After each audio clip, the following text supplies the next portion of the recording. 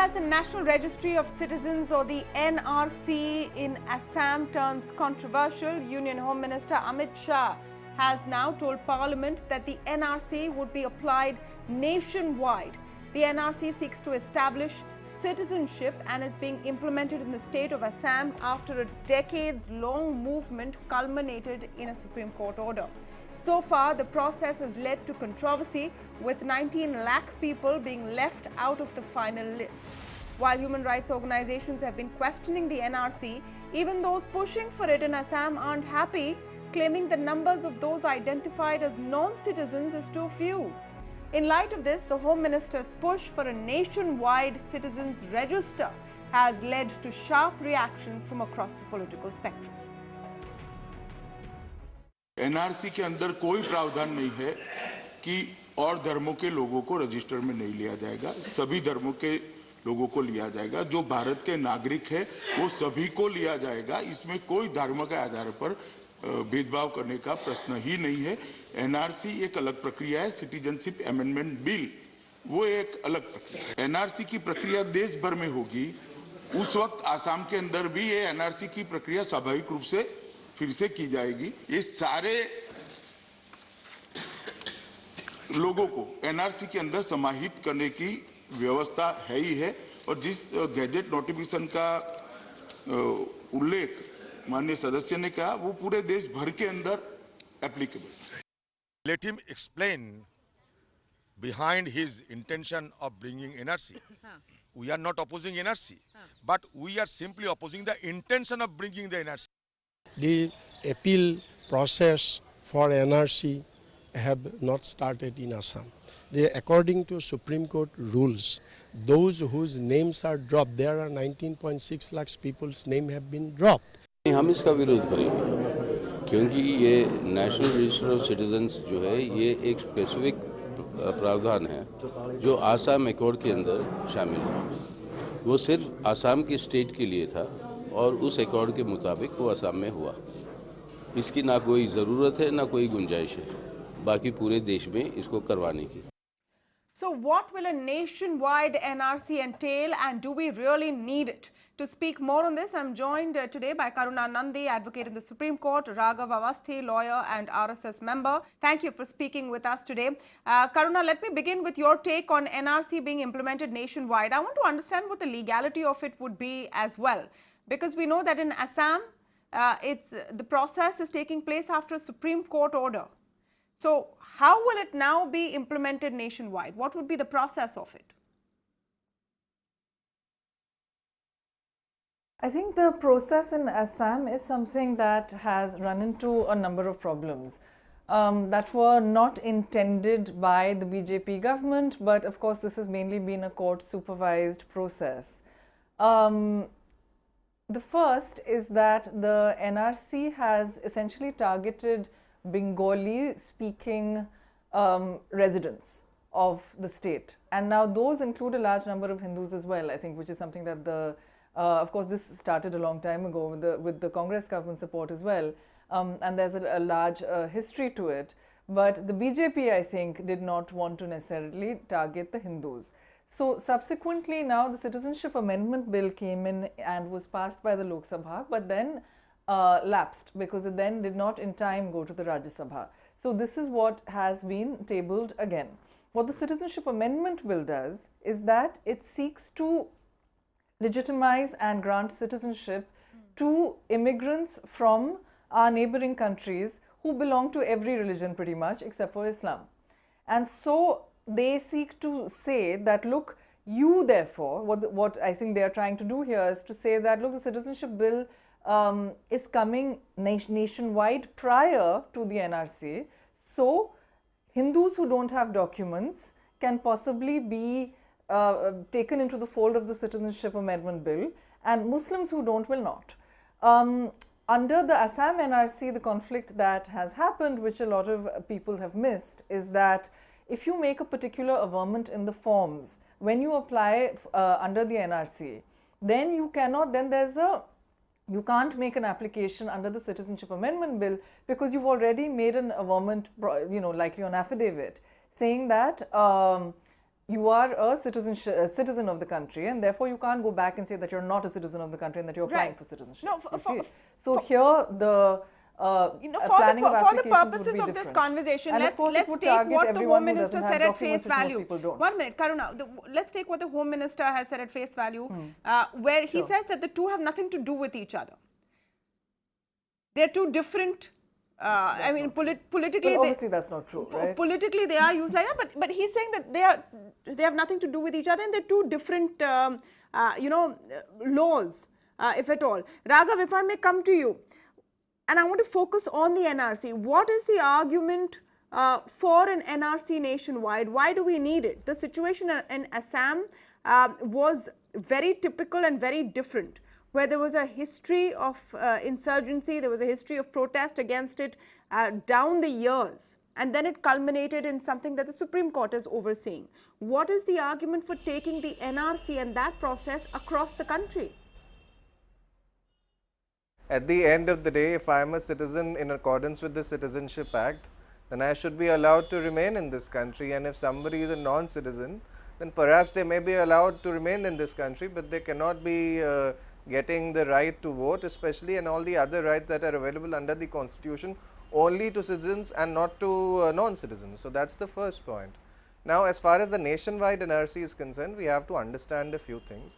You were right when you said that in Assam there is a history of movements against demographic aggression, and no less than Sheikh Mujibur Rahman, when he was part of the larger Pakistani state, had stated that the Bengali speakers have to expand into the Barak Valley in Assam, and it's really important. And some of the arguments that we made were akin to the arguments made by the Third Reich when they sought Lebensraum. So this is the kind of demographic aggression that is being perpetrated upon our country, and now this demographic aggression is something that has spilled over from Assam to the rest of the country as well. So you're echoing what I said, that the situation in Assam was very unique. So then again, do you have an argument for why this should be applied nationwide? No, I'm not saying that it is unique. You cannot. No, you have to listen to me.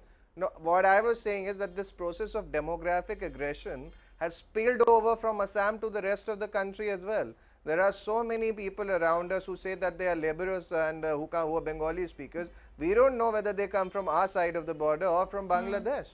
And there can be absolutely no argument that can be made to justify them overstaying their welcome. They have to leave. It's as simple as that. As far as the citizenship amendment bill is concerned, no one knows what's going to happen matter. with the people who are not on the list. Let me get Kishule in. Okay, so you put your argument forward. Let me get Kishule in. Let me complete. If there are people, not on the list, no, please, I have to complete. If there are people who are not on the list, if there are people who are not on the list, they have to be put in internment. They have to be put in internment camps till the time their applications can be sorted out, till the time the status can be ascertained. No, but there is they cannot be allowed to mix with the general population as long as they are not citizens. Not just once, but several times now. Raghav, you put your point across and your arguments across. Let's get them all one by one. Karuna, meanwhile, let me come to you on some of the points that Raghav has, raised. And I don't know if any one of us can today sit and judge who should be put in quote-unquote internment camps. I don't think any government of the day will also have that point of view. Is there a case to ascertain who is a citizen of India or not? Let me just focus on that and maybe leave the ideology out of it for a second. Legally, is there a case to ascertain who is a citizen of India? Karuna. Tamanna, there's no issue with determining who a citizen of India is or not. Obviously, nobody's saying that.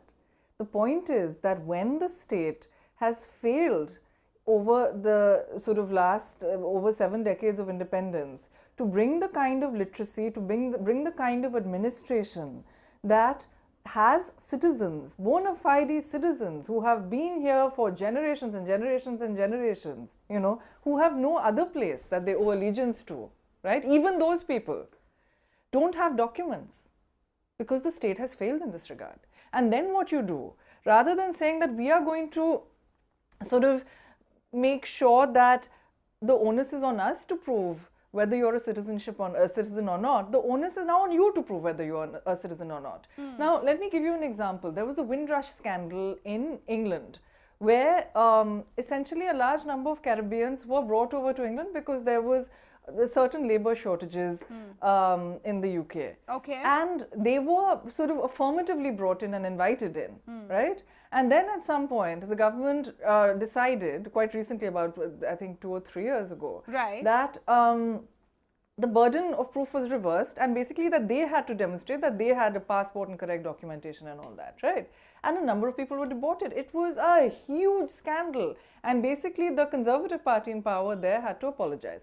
Now, you know, you're kind of embarrassed for the view of the Sangh and apologizing for it, but unfortunately, this is precisely what the intention is. This is precisely what is going on in terms of the intention of the government. I'm not and the embarrassed Sangh or Parivar, which has been very apologizing, clearly Karuna. put, I'm not which is that- embarrassed or apologizing. I'm saying that there is a point of putting your own view across, and then there is a point of what governments can actually do. I'm just requesting everyone to, you know, stay away from rhetoric. This is a serious discussion about a serious subject. That's the only point I'm making to Raghav. Where you're completely free to voice your opinion, Raghav, and you will get a fair chance. My question is that if the model is what is happening in Assam. But if I may just address that point that was made. Yeah.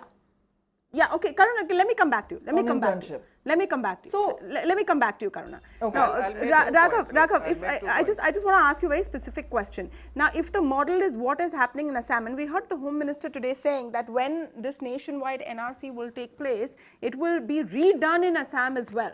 So then what was the point of what we saw? And Exactly, what, and I'll tell you why it should yeah, be can I redone. just complete my question? And what No, we I'll saw tell in you why it Assam, has to be can I redone. just I'll complete make my 2 question? points. Raghav, then you Karunaji, have can I- all the can I, time in ma'am, the please, world. can I Just make listen my to my points? question. That's all I have- I'm I have to- asking. Yeah, please. Yeah, that's all I'm asking. It's okay. Yeah, I'm We listening. can have a calm discussion. So what the process in Assam was under the aegis of the Supreme Court. How will this happen nationwide? And Yes. even under the aegis of the Supreme Court, there have been many flaws that have come to so the let me fore. complete. Yes. No, I'll tell you what the flaws are.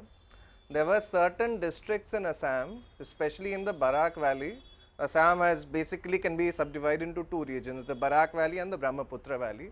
In the Barak Valley, there were certain districts like Dhubri, Barpeta and Gwalpara, where the population had increased exponentially when it comes to adherence of one particular religion.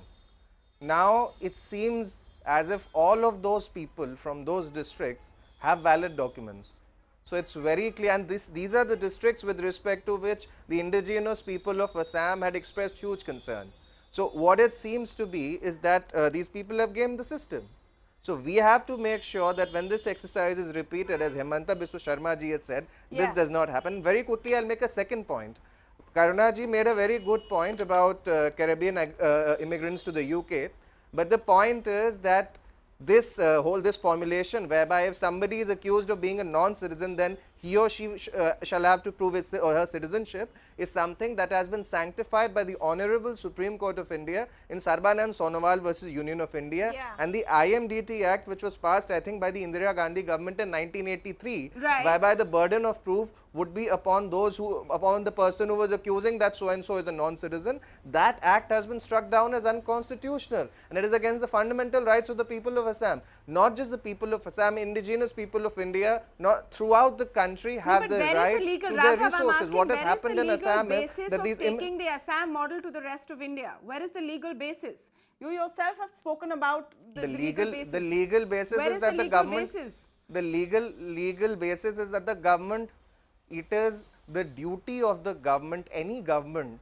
which comes to power, that it has to enforce the laws that are there on the statute book. So the Citizenship Act has to be enforced. Anybody who is a non-citizen has to be put in internment camps till a decision is made of their status. It's as simple as that. If the Citizenship Act is not imposed, is not implemented, that would literally be the thin end of the wedge. I mean, India is not a dharmashala that anybody can walk in. Yeah, but how do you ensure that you are not And I think discriminating in this against respect- your in this own respect- citizens? Okay, yes, Karuna, come in. By the way, one of our most there is- famous there is saying no is that, question you of know, discrimination we are whatsoever. that our guests are like, gods to us. And it's a very famous saying in Hindi, but then let's keep that aside. Yes, Karuna, you want to respond to that? About But we what can't give them the right to vote. Guests cannot get the right to vote. Okay, is that what the problem is? And is there an element of religious discrimination in it. Let's come to the point, because you heard the Home Minister saying, Karuna, There is no and element of in the religious bite that we discrimination. You played brought out. that One sec, element in. Raghav, this is a conversation between three people, sir. I request you to wait I'm, your I'm turn. quiet now. Yeah, I'm quiet. I'm not saying anything. When I I'm come to waiting you, now. please I'm saying do. nothing. Yes, and if anyone wants to come in the middle, you just have to, indicate, and I will come to you. Everyone gets a fair chance. Karuna, let me come to you on some of the points that have been made. What is now the sort of challenge that we're going to see to this? We've heard from an array of political leaders today. Mamata Banerjee, for one, saying that she will not let it happen in West Bengal, etc. I want to understand the law on this. Can the central government impose this across the country, even on state governments who may not be willing? And since the Assam process is taking place under, the supervision of the Supreme Court, what happens to this wider process? I think the larger problem is next level, which is that the NRC has weaponized bureaucracy. And if you speak to people from Bulandshahr, to your own grandparents, to other people in South Delhi or South Bombay, a large number of people, they will not have the right kind of documents to demonstrate that they are citizens of this country. This primarily is a default of the government. The reason that they are attempting to do the NRC process again is to try and leave fewer Hindus out. The point is that what they are making is essentially, they've delivered on their Article 370 promise. They have delivered on their Ram Mandir promise with huge damage, I think, to the democratic institutions of this country. Now, because of the complete and unmitigated failure in terms of the economy, in terms of child death, child malnutrition, which has increased, in terms of people now falling below the poverty line, that is increasing, in terms of pollution, all of these deficiencies are being papered over with the very direct pursuance of the Hindutva goal, right? So, now, given this Hindutva goal, such a law would of course have a huge number of false negatives, right? Which is that a large number of people who should be included will not be included. What they are trying to do is saying that, look, if you are Hindu and you're not included, then you have a way out through the Citizenship Amendment Bill. You made that point. And if you can just somehow establish that you were here in this country for 6 years, then you're okay. Okay, now let me come to you on this point, Raghav, and this is... reality, there is the president of Assam and the NRC, which is something that they will rely on and attempt to argue. The accusation... That's something that I am less on. I am much more on the... One minute, Karuna. Let me come to Raghav now. Let Raghav respond now. Implementation. Raghav, the accusation Can I come in, Karuna ma'am? You had your say. Yeah, the accusation, Raghav, is that this is a dog whistle. Yeah, please. This is a dog whistle, and the Home Minister, though, has stood up and said that this has nothing to do with religion. But the fact that as soon as there was a hue and cry about a large number of Hindu people excluded from the NRC, Pat has come the reply, but you have the Citizenship Amendment Bill, which will take care of non-Muslim immigrants. So is this based on religion at any point? See, we have to understand one thing.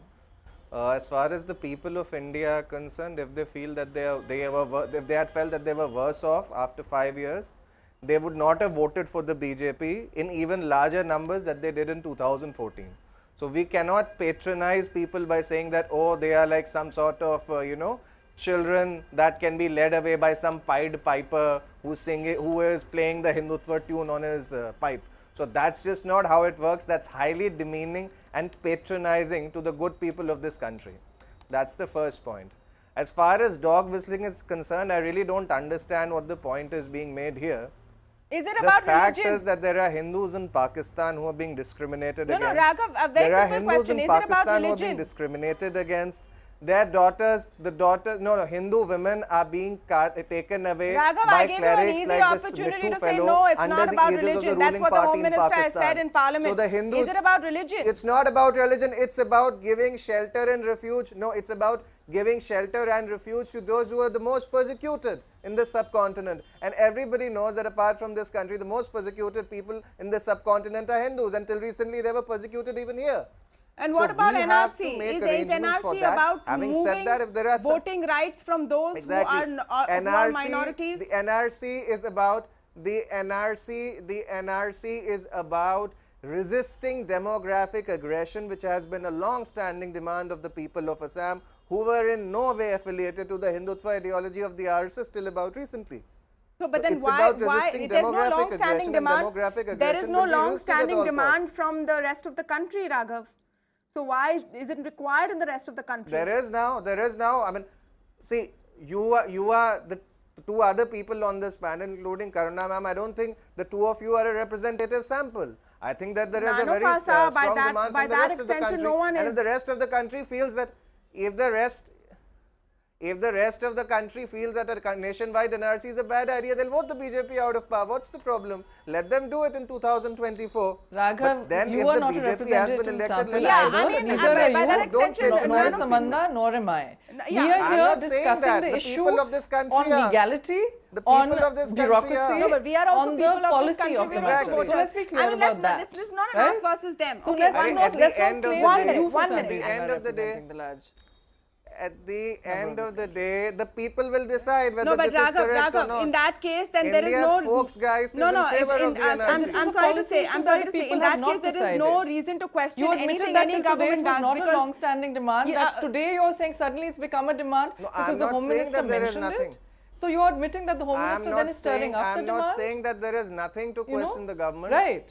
So let's not say Karuna that there's a ma'am, please demand let me for speak. it. When it's your turn, you can speak. Okay, okay. This One is minute. my turn right now. One minute. I'm saying that there is a demand because Okay, because Raghav, the government okay, that has been as elected someone, by the people okay, has Raghav, decided to one implement minute. a nationwide Okay, let NRC. me This is wrap the this. demand Let me of the wrap this people. forward looking. 1 minute. Raghav, as someone who is taking a position on the NRC and the CAB, both of which have faced quite a bit of controversy, but you're taking a position that these are good ideas. What would you like to see to ensure that it's fair? Because right now you have a host of stories coming out from the process in Assam which are disturbing. Which is, you've had people who fought from India, for India, in uniform, finding themselves off the list.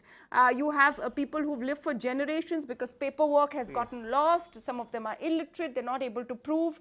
So imagine that multiplied many, many times across the country. What would you hope to see, since you are pushing for this implementation, to ensure that if this is done, it's done fairly? There is a very excellent phrase in German called Lügenpresse.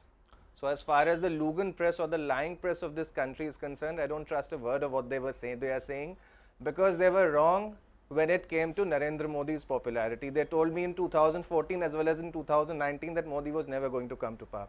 So I'm not going to trust the Lügenpresse. That's the first point.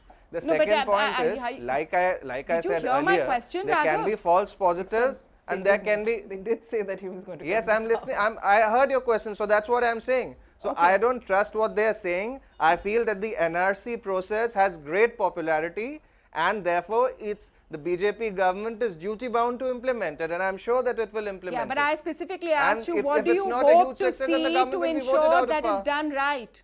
What do you hope to see to ensure that it's done right? Was my specific question. That is why I think that there is an appeals process. I think you can go to the Foreigners Tribunal. From there, a writ petition lies to the Assam High Court, and from there you can go to the Supreme Court. So similarly, there can be an appellate procedure established for the rest of the country as well. I don't have a problem. How are so many poor people going to afford that and get through that if they find themselves wrongly off the list? This argument, Tamanna, there are many poor people who are accused of crimes that they have not committed. It's really unfortunate, but when they cannot afford a counsel, the state gives them a counsel. Okay. So I'm sure a similar arrangement can be worked out here. This is not, I think, a very good argument to make. Okay, Karuna, I will leave you with a similar question. Assuming that this will be implemented, the Home Minister has made his intention clear now the second time that he wants to see this implemented. What would you hope to see in the process to ensure that it's fair? The NRC process must be scrapped. In Assam, the number of problems that have happened are unimaginable. You have twins where one twin has been recognized as a citizen and another twin has not. You have a child who has been recognized and the child's father has not. And so in terms of, I know people who have passports and who were born in this country, who have all sorts of documentary evidence. And the foreigners' tribunals have been impugned to such a degree that it's something that has absolutely not worked. Now, given the situation in this country where people do not have documents, even fewer have, I mean, there are far more illiterate people, right? So, so basing people's entire livelihood on documents that have never really existed, and the consequence being that they have no place to go because there's no treaty with Bangladesh, for instance, to repatriate them.